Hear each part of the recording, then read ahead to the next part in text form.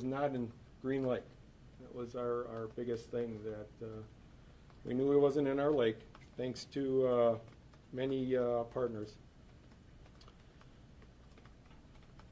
On December 10th, Ryan arrived on U.S. soil. He was then booked into the correctional facility and is awaiting his initial court appearance. And when my press conferences, I said, could be a really good Christmas. I want to say thanks again to Keith Cormack of Bruce's Legacy, diver Charlie DeGroot,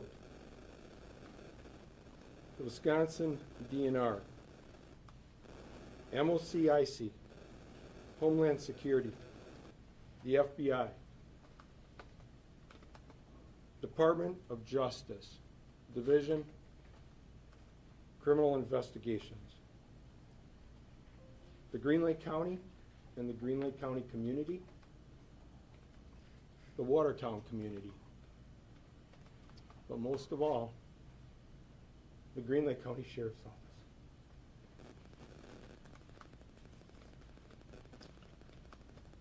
They're the ones that kept this going. I couldn't be more proud of them, of what they did for a family. We didn't give up. And we can stand here today feeling relieved. I have one of my detectives here, Detective Jeremiah Hansen, who played a big key, and my chief deputy, Chief Matt Vanderkolk. It stuck with me, and we had a great outcome. And there's one more thing I want to say thank you to, and that is to you folks, the media. You take some raps sometimes, all right? But through this whole case, you were very good partners with us. And I appreciate that. And I want to say thank you. Is there any questions? Sheriff, I know last time you had mentioned that you knew he was somewhere in Eastern Europe, but were unsure exactly where. Have you been able to determine where he was and who he was with? At this time, we're still putting that together, so I can't release that. Is he cooperating with you guys? Have you been able to speak with him in person? He's cooperated with us. Came back to the United States. Do you know if he's had any contact with his wife and kids since the last time we spoke here last month? That I can't release. Can you detail how he returned back to the United States? Can you detail the step-by-step process of how he got back here? I got on an airplane and landed in the United States. Were there any other agencies involved in that? No. Getting him here? What country was he in that he flew from? I can't release that. Did he come willingly, Sheriff? Yeah. Has he said what compelled him to come back to Wisconsin?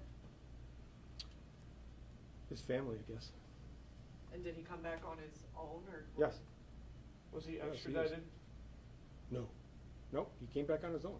So what charges could he be filed against him? You said he's awaiting his initial appearance. Yep, he's waiting initial appearance.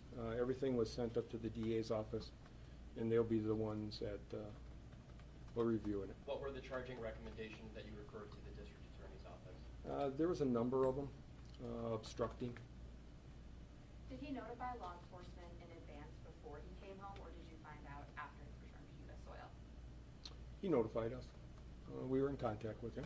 What international airport did he fly into? I'm not going to release that right now. Was he taken into custody by law enforcement at that airport, or did he return to Green Lake and turn himself in? He returned on his own. When is his first court appearance? That I'm not sure. Could be today. That's up to the courts. Have you spoken with his family since his return, and could you share any of maybe some of their feelings and what they may have had to say following the news? We just briefly spoke to them, and I can only imagine how they feel. Can you talk a little bit about some of the conversations that took place between your department and Ryan from the last press conference to today? No, that we don't want to release. I mean, you kind of explained it, Sheriff, but how are you feeling and how is your department feeling now knowing that he is back in Wisconsin on U.S. soil ahead of the holidays like your plea was last time we talked? Relieved. I'm very proud of what he did in my department. But now when we walk out, we continue to do what we were doing all through this whole process. We never stop. We're continuing to serve our community in whatever call we had. And that's, the help of my department. And So my whole department. he turned himself in here at the Green Lake Justice Center yesterday. Yep. Is he gonna have to reimburse the county for the search effort? That is part of the restitution that we present to the court. What do you know about the woman he was involved with, and did she have a role at all in compelling him? I do not know that. So, Could anyone else be facing any charges for aiding him or anything? could you, one more? Could anyone else be facing any charges for aiding him or anything like that? No. Sheriff, last you spoke, you said that in communication with him, he wanted to make things right or figure out a way out of this. Has he given any indication on his mindset now that he's back? I can't release that. That's all part of the investigation yet going on. But I just want to thank everybody again for all the support that they have given my department and the help, the partnership. And I'm really happy to see individual, one of our divers, that took this to heart as much as we did. But that just speaks volumes of communities and what people are all about.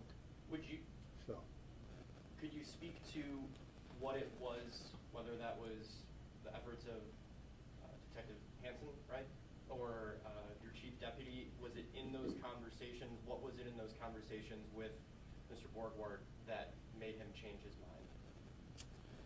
That's going to be up to him someday, but we're not going to release that. But it was one thing that worked in our favor. We brought a dad back on his own accord. So thank you, and have a Merry Christmas.